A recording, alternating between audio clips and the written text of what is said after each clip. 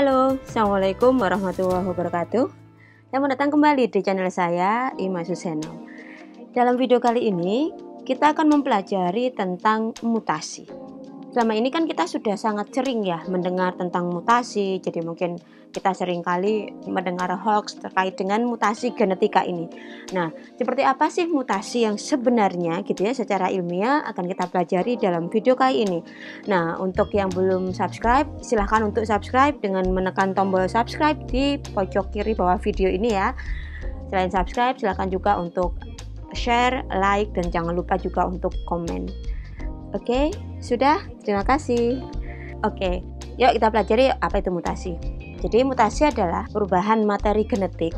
Dalam hal ini, materi genetik ini bisa berupa DNA, bisa juga berupa kromosomnya ya. Karena memang sebenarnya mereka ini adalah satu kesatuan gitu ya. Jadi kalau kita berbicara tentang DNA, otomatis kita juga akan membahas tentang kromosom karena memang DNA itu ada di dalamnya kromosom. Nah, perubahan materi genetik tersebut dapat diwariskan secara genetis juga kepada keturunannya. Nah, peran mutasi sebenarnya, apakah memang sama seperti yang selama ini kita tahu gitu ya, kita dengar bahwasanya mutasi itu cenderung merugikan, ataukah memang ada keuntungan di sini? Jadi, kita pelajari perannya. Sebenarnya peran mutasi memang yang paling utama adalah terkait dengan evolusi makhluk hidup ya. Jadi dengan adanya mutasi ini, maka evolusi berlangsung. Dan konsep tentang evolusi akan kita pelajari di video-video selanjutnya. Nah, selain berperan dalam evolusi makhluk hidup secara umum, mutasi ini jika kita berbicara pada level bakteri, maka dia berperan untuk resistensi atau menjadi kebal akan antibiotik. Karena memang ketika kita memberikan antibiotik tidak dengan menggunakan resep dokter, tidak dengan menggunakan petunjuk dokter gitu ya, maka lambat laun akan terjadi kekebalan terhadap antibiotik yang istilahnya adalah akan dihasilkan superbugs ya. Nah, ini peran. Nah, kalau kita melihat apakah ini positif atau negatif, jelas kalau yang superbug ini dia adalah negatif ya. Sedangkan kalau yang peran dalam evolusi makhluk hidup ini, kalau bagi saya ya perannya positif karena memang hidup itu berubah gitu ya, nggak ada yang tetap, sehingga memang diperlukan evolusi di dalamnya. Nah, selain itu beberapa efek negatif lainnya juga banyak gitu, yang nantinya akan kita pelajari pada mutasi kromosom. Nah, selanjutnya adalah mutasi itu merupakan sebuah proses. Nah, penyebab dari mutasi ini disebut sebagai mutagen. Hasilnya atau produk dari mutasi disebut sebagai mutan. Jadi kalau dalam bayangan kita mungkin makhluk mutan ini seperti di film-film futuristik gitu ya. Padahal sebenarnya dalam kehidupan sehari-hari kita sudah banyak menemui bahkan mengkonsumsi berbagai makhluk mutan ini. Misalkan saja adalah beras ya, padi. Rata-rata sekarang semua jenis beras itu adalah hasil dari mutasi genetik yang memang sengaja dilakukan oleh manusia untuk menghasilkan varietas yang jauh lebih bagus, jauh lebih adaptif sesuai dengan keinginan manusia. Nah, mutagen ini sendiri bisa bermacam-macam ya, ada mutagen fisik, ada mutagen kimiawi. Nanti akan kita pelajari langsung dalam macam-macam mutasi ya. Nah, selanjutnya adalah macam mutasi.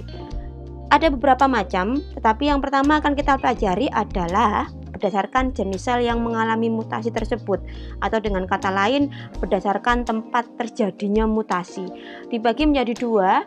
Yang pertama ini ada mutasi somatik dan yang kedua ada mutasi germinal.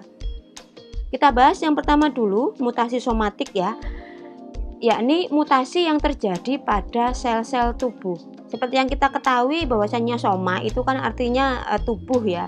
Nah, pada sel-sel tubuh ini berarti dia berada pada kromosom tubuh atau autosom. Nah, mutasi somatik ini terkait erat dengan pembelahan mitosis, sebab kan pada sel-sel tubuh itu kan terjadi pembelahan mitosis. Dan selanjutnya, karena memang mutasi somatik ini berlangsung pada sel-sel tubuh, maka tidak diwariskan kepada keturunannya. Salah satu contoh mutasi somatik ini adalah misalkan sel kanker gitu ya. Jadi sel kanker itu tidak diwariskan kepada keturunannya, akan tetapi pada beberapa jenis kanker, misalkan kanker payudara gitu ya, bisa saja anak perempuan atau saudara perempuan dari penderita kanker payudara tersebut bisa juga menderita kanker payudara juga. Bukan karena menurun, akan tetapi karena memang ketika kita masih ada hubungan kekerabatan, kita masih keluarga dekat, berarti masih ada kemiripan gen. Sehingga dengan kata lain, sel kanker yang bisa menyerang ibunya misalnya bisa juga menyerang anaknya karena memang gennya ada kemiripannya. Jadi seperti itu. Selanjutnya mutasi germinal gitu ya, yakni mutasi yang terjadi pada sel-sel kelamin atau sel gamet, maka disebut sebagai mutasi germinal. Dan seperti yang kita ketahui bahwasanya sel-sel kelamin atau sel gamet ini melakukan pembelahan secara meiosis gitu ya, sehingga memang mutasi germinal ini berkaitan erat dengan pembelahan meiosis dan diwariskan. Kenapa diwariskan? Karena memang berlangsungnya adalah pada sel-sel yang berperan dalam pembentukan keturunan. Nah, selanjutnya macam mutasi berdasarkan cara terjadinya. Ada dua macam, yang pertama ada mutasi alami atau mutasi spontan, dan yang kedua ada mutasi buatan atau kita sebut juga dengan mutasi induksi. Kita pelajari satu persatu sekarang. Apa itu mutasi alami atau mutasi spontan? Mutasi ini terjadi karena adanya kesalahan secara alami dalam proses replikasi DNA. Jadi ingat, ketika sel itu sebelum melakukan proses pembelahan, itu kan DNA-nya harus memperbanyak diri ya, DNA-nya harus diduplikasi atau direplikasi. Nah, sometimes dalam duplikasi DNA atau replikasi DNA tersebut terjadi kesalahan gitu. Nah, penyebabnya atau mutagennya bisa dimungkinkan karena adanya radiasi kosmik dari matahari atau dari berbagai benda angkasa yang lain, kemudian ada radiasi ultraviolet, kemudian berbagai sinar radioaktif, senyawa kimia tertentu juga bisa menyebabkan terjadinya mutasi alami atau mutasi spontan ini. Nah, peluang terjadinya mutasi alami ini untungnya adalah sangat kecil. Kita bisa bayangkan ya, kalau mutasi ini peluangnya atau laju mutasinya tinggi sekali, maka mungkin akan terjadi perubahan pada makhluk hidup secara besar-besaran dalam waktu yang singkat.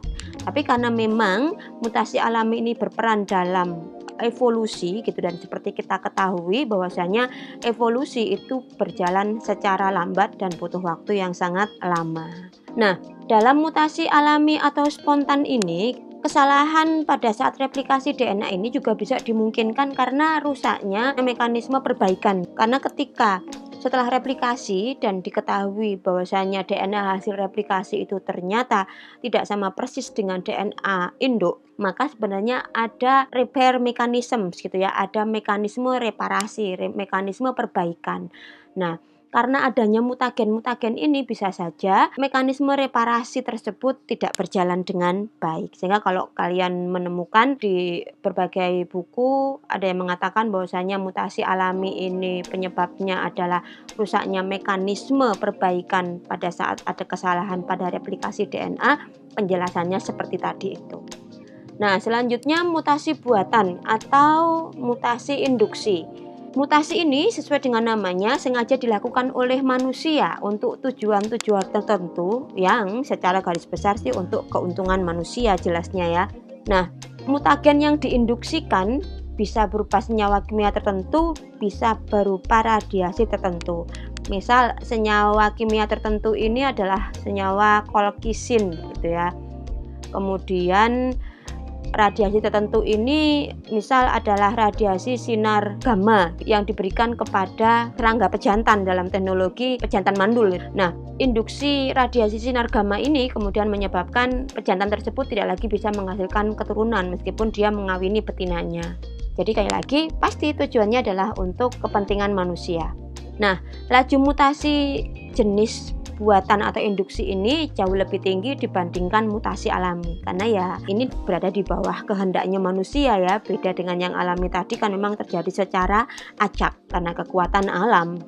Nah, selanjutnya macam mutasi yang ketiga adalah berdasarkan tingkatan atau perubahan bahan genetiknya. Dibagi menjadi dua, ada mutasi gen atau disebut juga sebagai mutasi DNA. Yang kedua ada mutasi kromosom ya. Nah, ini akan kita bahas satu persatu di video selanjutnya. Sehingga demikian, semoga membantu ya, dan selamat belajar. Terima kasih. Assalamualaikum warahmatullahi wabarakatuh.